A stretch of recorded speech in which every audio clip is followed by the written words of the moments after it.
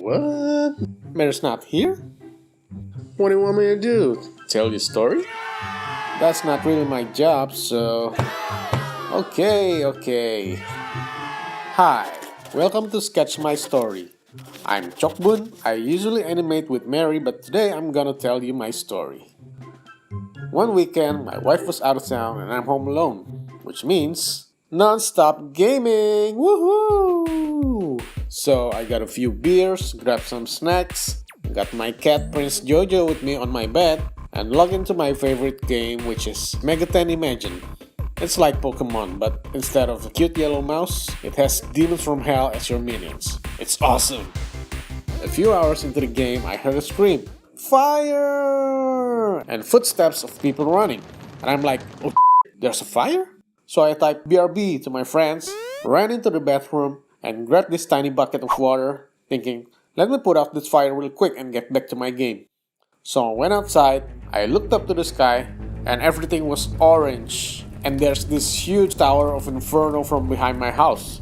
Who put that volcano in here? So I'm standing there with a tiny sandcastle bucket in my hand and thinking to myself, is this how I want to die? Nope.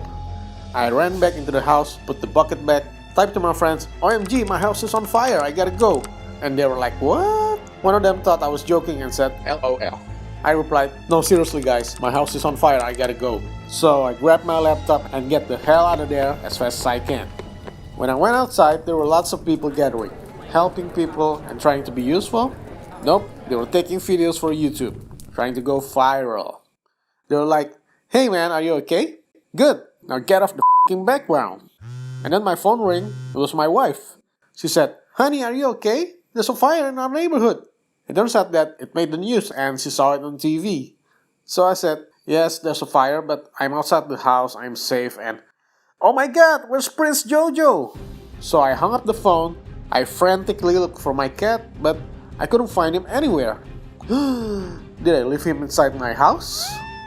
And then a fire truck came and firemen scrambled and tried to put out the fire, but it kept spreading through our neighborhood. It turns out that the fire came from a furniture warehouse right behind my house. The fire keeps spreading to our neighbor's roof, and now it's heading for my house. At that point, I can only watch in terror. I was just preparing for the worst. I'm gonna lose my house, all my stuff, my cat, and then my wife will leave because I know she loves the cat more than me. Moments later, the fire was literally inches from my roof. Another fire truck came, and more firemen came to rescue, and they all went whoosh, spraying water everywhere. And in about an hour later, the fire is put out. Yay! There's smoke and water everywhere. The whole warehouse was burnt down to the ground.